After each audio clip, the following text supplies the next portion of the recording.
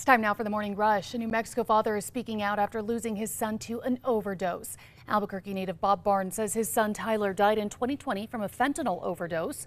Barnes says he knows who sold his son the pills and is frustrated that his punishment after being caught with hundreds of pills is probation. On Friday, Barnes will be giving away books to help with recovery. A community in Colorado has now said their final goodbyes to an officer who was killed in the line of duty. Police Sergeant Michael Moran was shot and killed. It was during a traffic stop last week in Cortez. Sergeant Moran was remembered for his passion serving the community and for the love of his canine partner, Otto, who died in October. Sergeant Moran leaves behind 2 daughters, and he was 46 years old.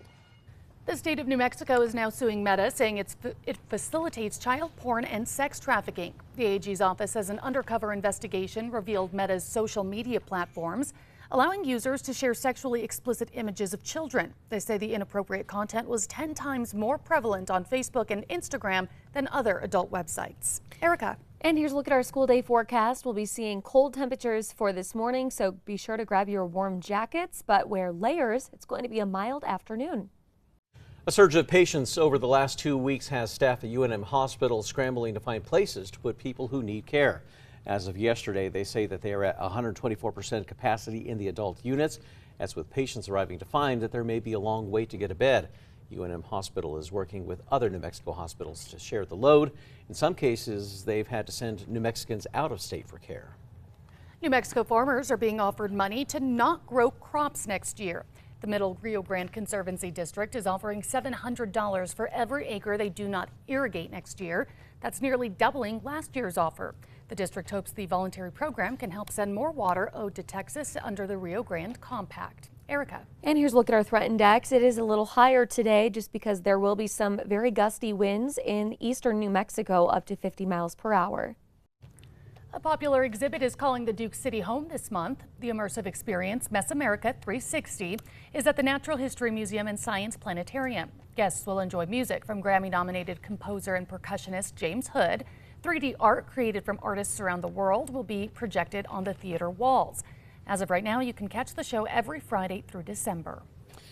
Advocates and elected leaders are pushing for the Florida Mountains that is just southeast of Deming to become a national monument, saying that the designation could actually bring new trails as well as a visitor center and tourism dollars to Deming. Now, some local residents there are raising concerns, saying that it could mean losing their licenses for cattle grazing as well as affecting the local mining industry. Erica. To check on traffic, maps are looking clear, no accidents or slowdowns to report. And Tracker is heading north on I-25 near Comanche, seeing some occasional brake lights here and there, but still moving at good speed. Well, it is Christmas time, which means it's officially the season of giving. The Los Angeles Rams took several kids on a shopping spree to give back. Now the team joined forces with several entities, including the Salvation Army, Unified Financial Union, and other institutions to make that event possible.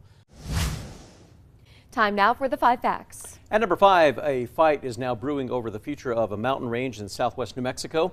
Some advocates and elected leaders are pushing for the Florida Mountains just southeast of Deming, as well as nearby ranges to become a national monument, saying that the designation could bring new trails, a visitor center, and some tourism dollars to Deming.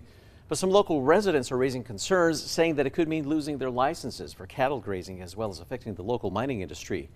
Those behind the push say that the creation of a national monument would preserve the traditional land uses such as ranching, hunting, and rock hunting. At number 4, the Middle Rio Grande Conservancy District is offering some farmers $700 for every acre they do not irrigate next year. That's nearly doubling last year's offer. The district hopes the voluntary program can help send more water owed to Texas under the Rio Grande Compact. The Conservancy District says so far there are 12 farmers enrolled in the program for the upcoming season. Last year, 100 farmers took part. At number 3, it's going to be the last mild and calm day in the metro. We'll be seeing temperatures from the mid-30s this morning into the upper 50s this afternoon with high clouds overhead. At number 2, a new violence intervention program may soon be coming to Albuquerque public schools. VIP is the city's school-based violence intervention program aimed at preventing at-risk youth from getting involved with gun violence. At last night's APS board meeting, APS Superintendent and Mayor Keller pushed the idea of expanding the program into all Albuquerque high schools. The city and APS will be making a joint request at the upcoming legislative session for funding. It's up to City Council if they want to allocate funding for VIP. And at number one, a surge of patients over the last 2 weeks has staff at UNM Hospital scrambling to find places to put people who need care.